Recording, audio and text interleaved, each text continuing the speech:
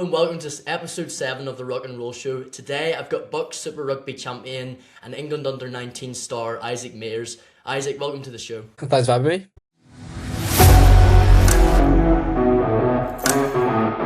So you've had quite a big couple of weeks, really, Isaac. Winning Bath's first BUCS Super Rugby title in the highest level of university rugby. Signed a new contract at Bath Rugby in the academy there, and then also captaining England under-19s tomorrow against Japan. I guess with all that going on, really, somewhat how you're feeling right now. Now it's been an exciting few months, rugby wise. Like obviously the BUCS is a big thing. Obviously enjoyed it with you get quite close knit with all your mates when you're playing out there. So we had a tough trip up to Durham to win it in our final game. But yeah, it's the first time Bath have done it, and yeah, it felt pretty special. And you could tell that with the coaches and how they felt. But yeah, I was probably happy with that. And then obviously just celebrated it obviously, but now we're locking into to the cup, which starts next week, and hopefully we can push through and looking to win another bit of silverware. Yeah, well, looking to do the double, which would be quite a special thing. Obviously, Cardiff University next week, which will be obviously the university I go to, so I'll be keeping a keen eye on that one. But you played 17 out of 18 games for Bath this year, only missing one of those games. You scored a key try at Sandy Park, I remember, against Exeter in that sort of tight win, and you've been a key part of that success. And I was doing a bit of reading before before this podcast, and something that sort of struck me was you were at the under-18s Six Nations Festival last year, and obviously working under Will Parkin at England under-18s level, and the sort of fast-paced ball always moving principles game that you're doing. I was sort of wondering, in terms of a technical standpoint with Bath this year, coming into your first year in BUCS Super Rugby for a league that is as fast-paced as that, how that experience is sort of transferred over for you, and how you found your first year, I guess, playing in the league. Yeah, I'd say it's like Parky's a great coach, and all of his advice he's given me for the Six Nations has really been sort of quite key in how I've performed in BUCS, because BUCS is it's a lot more physical. It's quite a big step up from 18s, you find, and I wouldn't say it's that much quicker than international at 18s, but in terms of sort of physicality and sort of the players, like you're playing with like lads like a couple of years older than you, maybe 4 or 5 years older than you in some cases. So I just think the ability to just be able to pick up the pace of the game, especially as a 9, I think my 18s campaign really helped me with that, and just meant when I went into BUCS, I wasn't too shocked at the standard. It meant I could really settle in and just sort of go for it from there, fly into it. I've noticed sort of you've got a very well-rounded team with Bath, great set piece. You've been able to grind out games like you did in Durham the other week there to win the title, but you've also had games where you've put a lot of points on teams as well, and sort of playing very fast. How is having that like sort of strong backline and then sort of, I guess, quite a physical pack up front, how has that sort of helped you play your game, which is, I guess, would be probably quite a fast game? Yeah, I'd say forwards have been really important for us, getting us on the front foot, getting us over the gain line. Like allows me to jump, bounce with the ball, allows me to pick up the pace, like interest defenders, get out wide, and having our strong backline just means when we do pull it out the edge, they can get us on the front foot as well. Looking to beat, like, we've got good players who beat defenders, and yeah, I'd say as a whole team, we've been looking to play like quicker and quicker. But obviously in tight games, we've also been focusing on the importance of like managing your half, managing like the pace of the game. Like when it drops, how else can you move up the pitch? How can you release pressure from yourself? So I'd say having like that all round team has been probably vital. But yeah. Yeah. And what do you think would be the one sort of key thing that's developed in your game in the last year? So I've definitely been challenged on my kicking game, like the consistency of my box kicks, sort of the height, the hang time, just like as I'm looking to like, transition in like more into Bath and obviously push on further, like how important that is in the game, in the Premiership, in the Prem Cup.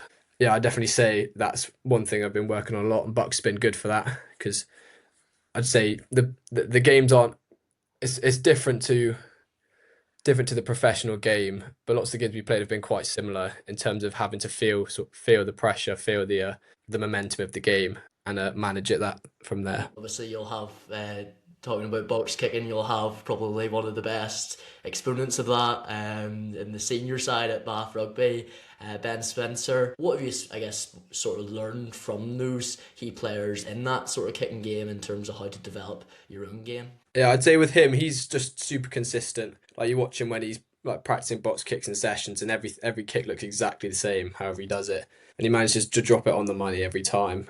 So it's definitely helped watching him, and especially like leadership wise, he's captain like countless games for Bath now, and he's sort of there. He's become their sort of their go-to captain, and just sort of watch in sessions, watching how he leads and sort of how he leads by his example, how he speaks, and how he motivates the team has been I'd say pretty good for my game. Looking to improve my leadership role as a nine and as obviously as a captain as well. Yeah, and to move it back to BUCS Super Rugby, um, I think a big story around you winning when the championship was head coach Aaron James, who's been there obviously for a very very long time, 17 years, joined in 2009. How has he specifically, I guess, helped you in terms of acclimatizing to the league and in your own personal game? Yeah, Aaron's been amazing. Sort of the way he manages us, manages our game time, how he like manages the players. Because I don't know if you would have seen the stat, but we had many players playing for Bucks this year. Obviously, with Six Nations, you have people going in and out, and obviously Prem Cup players going in and out. So just his ability he's managed to build such a great squad that we can sort of mix teams, match teams, and we still know the game plan. And yeah, he's just been great at facilitating that. Yeah, and you'll now have, as you mentioned, the cup coming up, the BUCS Championship, that quarter final against Cardiff. Cardiff team you beat quite handsomely the last time out, but always a team that would challenge you defensively. How's the squad? I know you're away with the England under 19s right now, but how's the squad feeling ahead of that game and potentially further games in that cup? Yeah, our squad's feeling confident. Sort of been in training is a good buzz around the team. Like we know we're a special group of players, and like we've shown it winning the league for the first time. I think sort of you can still tell that the lads are just hungry for these next few knockout games. And I think we've got a few players coming back from international duty and from playing at Bath, and I think yeah we're all looking forward to probably getting stuck into it and having Cardiff at home, having them on the home pitch. So yeah, I think I'm probably up for it, and yeah, hopefully we put a good result on them. And in terms of the mentality, because you've got over that of winning that first piece of silverware, and you've been developing as a side for a number of years now. What's the sort of message that Aaron James and coaching staff, I guess, are relaying to you in terms of sort of refocusing in for the cup and then sort of having that mental energy to go again with the hunger to win? You know, the main point we've been speaking about around training is sort of we went off, celebrated win the league like a special thing, but sort of job's not done. We've still got three more knockout games, and like we're all aware that sort of knockout games aren't the same as the league. So teams come out for it. Teams are more up for it. Like anything can happen. It's sort of one game defines whether you're through or not. So I think yeah, the main message is just job's not done, and but we've got a special group of lads, and that like if we get our heads down, like we could do something special here. That's great. Well, I'll move on to, I suppose, outside of BUCS Super Rugby as well, because I know you've been playing for a couple of teams this season. Move on to Bath. We've had a bit of good news recently within the last sort of 10 days or so of new contracts at the Bath Rugby Academy. I noticed, sort of looking back, you've sort of attended school in Bath, and I presume you're a Bath lad. How does it feel for you personally in sort of getting that new contract at the Bath Academy, which is such a successful academy for a club that would mean a lot to you? I was super happy when they offered it to me. I'd been obviously I've grown up in Bath my whole life. Went to school in Bath. Used to play for the Bath juniors team. Sort of would go and watch games every week. And yeah, so the opportunity to go and play for them and yeah have my journey starting at Bath is properly great for me. Um, but yeah, just I felt so at the start of this I was on a scholarship at the start of the season coming out of the under 18s academy, and sort of just conversation with coaches is sort of they said if I perform well and I show good standard of play, if I do this and that and X and Y, then like there's nothing stopping me getting a contract. So I just thought push down, like play lots of BUCS rugby, try and get myself in that team, get myself in that starting position, and then hopefully when 19s comes around, I can put my foot forward and get picked for 19s. And yeah, I did those things, and they came to me and they offered me a contract off the back of those. So yeah, I was probably happy with it. And in terms of moving forward with that contract now that you've got there, what are your goals in the next couple of years or next year or so, with BUCS Super Rugby, the Bath Rugby Academy, with England age grades, to then sort of push towards making that senior team? Well, obviously, it'd be nice to win the Bucks League again. Yeah, my plan is to hopefully play some more Bucks games, get some more minutes, and then hopefully be involved in Prem Cup next year. That's probably one of my biggest goals: get some involvement with Prem Cup, and then possibly 20s, either 20s World Champion this year or hopefully 20s Six Nations next year. But yeah, we'll see how the season goes. Yeah, and you've got that. We're recording this on Friday the 20th. You've got a big match tomorrow against Japan, Oxford University. You're captaining this under 19s for England on your second appearance. How's the squad feeling for the game tomorrow? And in terms, I know you've got a fixture against France in a couple of weeks' time as well.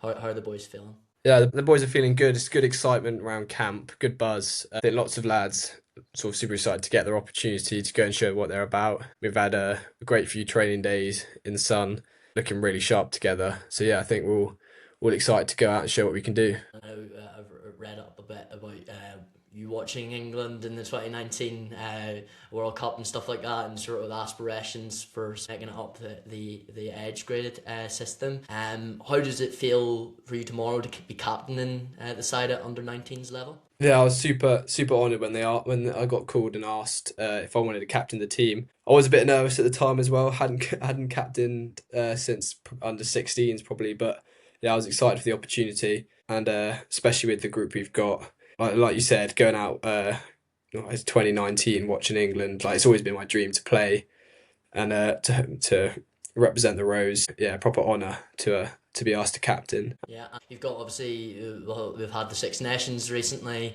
had that absolute corker of a game between France and England. As an under 19 side, I know you'll only have the 3 games together this year. How much would you sort of look at the senior side's performance against France, in a game that they were underdogs in, and sort of take that into that French game in a couple of weeks? Does that come into your thinking, or is it more just we'll focus on our own selves? Yeah, I'd say it's more, we'd probably more just focus on sort of us at the time and what we're going towards. Obviously, you've got it in the back of your mind. So they're like the French are beatable, and like we've got a team who definitely have the potential to go out and be real competitive against France. But in terms of us, we just stick to what we're about, stick to our attachment and as a team, and yeah, just focus on what we can do at the time. Obviously, you'll have that incentive to perform with the World Under 20 Championships. A lot of you guys eligible for selection in that.